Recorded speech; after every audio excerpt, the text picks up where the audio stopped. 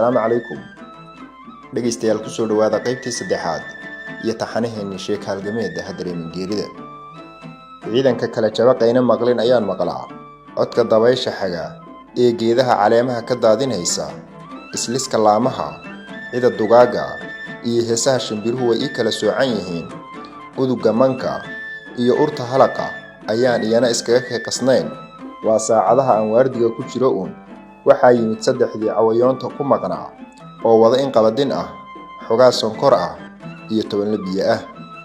Wixii la helaaba waa la mahadi, casho iyo shaah ayaa lagu tuuray.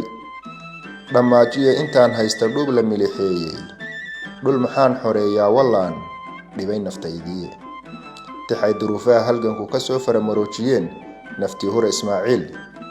8 dambe ayay soo noqdeen, wiilashii roondada loo diray nabadgelyo ayay ku warbixiyeen, xog cadowna ma aysan keenin. Xidigii waa bari ayaa soo muuqday, suul dhabaalihii taliyihii unugta ayaa lagu wada toosay. Waaba haddii la jiifay diyaar garooba ayuu raaciyay. Amarkii samada ayaa isna shinkiisii galay, idina sema moogana.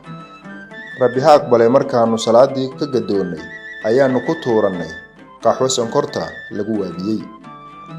Xubna daarida weeyow diiriyow ninku waayay wale kaama dambeeyo.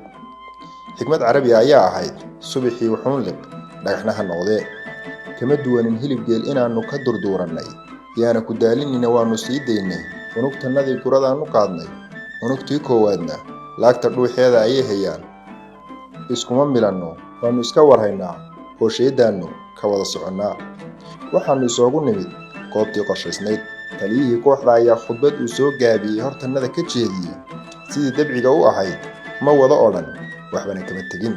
Qorigiisa oo salka dhulka u yaalay, inta fardhaxada iyo murdisada si habboon ugu hantay, liifka kor u tuuray oo si halhaleela uu dhexda uga qabtay, degta saartay.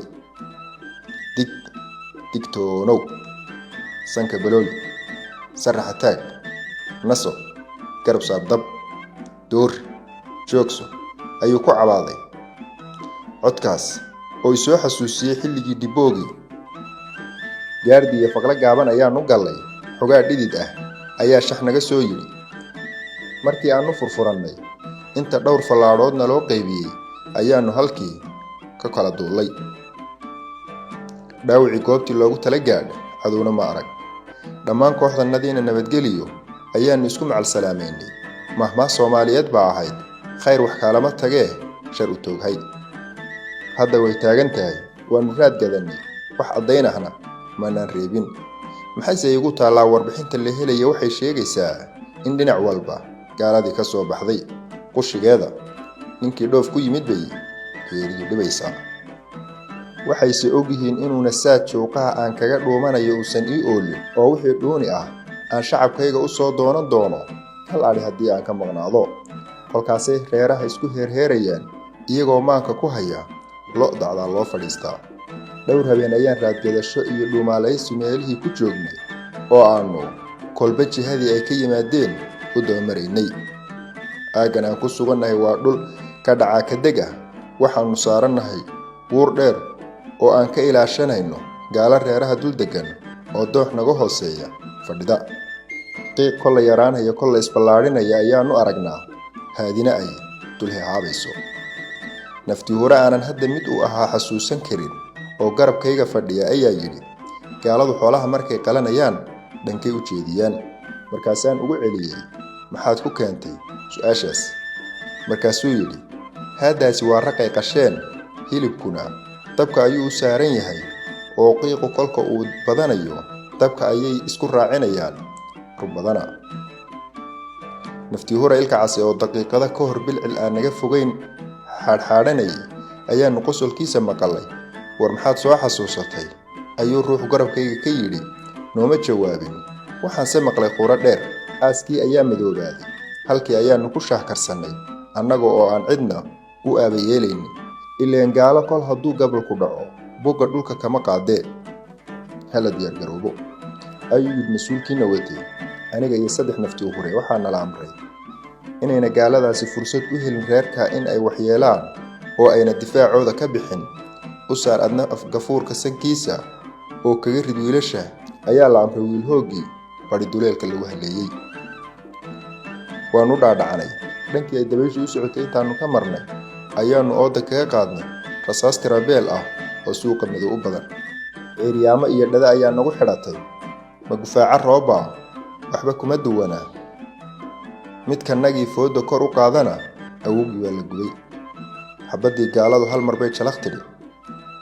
girinoofkii qardhaasta xidhnaa ayaa gafuurka ka soo duufsaday oo saalbooyin darandooriha kaga naxsaday dhowr qarmuuntii.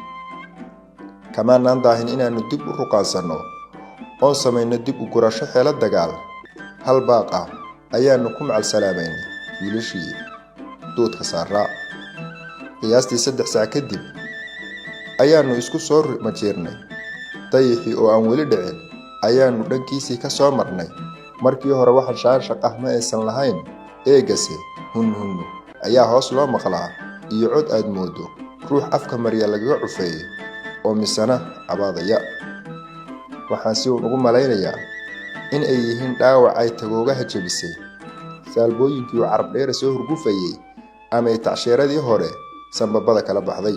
xidmahoodiina geedaha ay ku laashay oo naf xumi ku jirto welise ayna ka haadin. siday doonay ha ahaatee warkooda waa la heli doonaa si lagu ogaadaba. markan xaalku sidii hore waa ka culus yahay wuuna nagu adag yahay. waxaanu afka ooga soo galnay ciidan ka diyaar garoobay oo heegan ugu jira falgaadma ah oo aanu mar kale ugu soo rogaal celin karro.